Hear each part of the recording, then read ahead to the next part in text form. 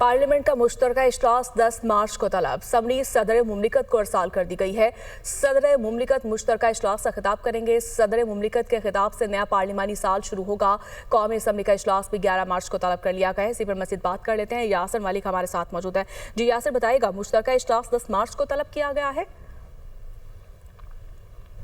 देखिए, वज़ीर आज़म शहबाज शरीफ की हदायत पर वज़ारत पार्लिमानी अमूर ने जो पार्लियामेंट का मुश्तरका इजलास है वो 10 मार्च को तलब करने की समरी जो है वो सदर मुमलिकत को अरसाल कर दी है। और सदर मुमलिकत का खिताब होगा 10 मार्च को, और सदर मुमलिकत के खिताब के साथ ही नया पार्लिमानी साल का आगाज़ जो है वो हो जाएगा। ये दूसरा साल होगा पार्लिमानी साल।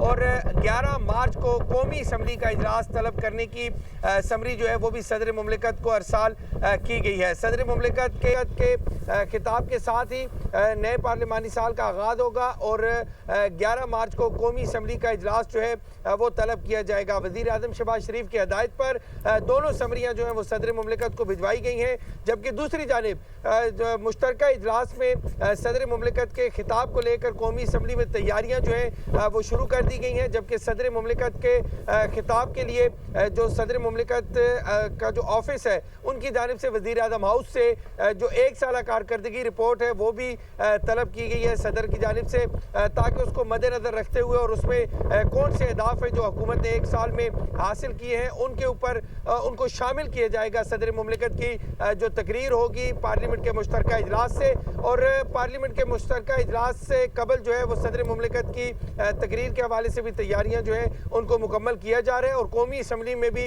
मुश्तरका इजलास की भी तैयारियाँ जो है वो शुरू कर दी गई हैं और 10 मार्च तक उनको मुकम्मल किया जाएगा। 10 मार्च को कौमी असम्बली का जो पार्लियामेंट का मुश्तरका इजलास है वो बुलाने की समरी सदर मुमलिकत को भेजी गई है, जबकि 11 मार्च को कौमी असम्बली का इजलास बुलाने की समरी जो है वो भी सदर मुमलिकत को अरसाल कर दी गई है। जी बहुत शुक्रिया आपका यासिर।